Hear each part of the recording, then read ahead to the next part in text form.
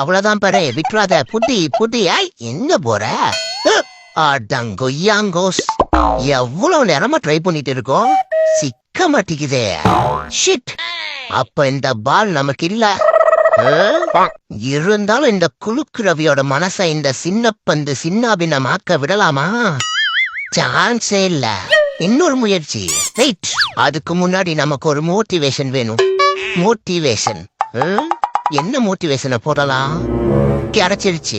ரத்தம் ஒரு சொட்டு மிச்சம் இருந்தாலும் என்னைக்கும் விடா முயற்சி, நம்பிக்கை விடா முயற்சி.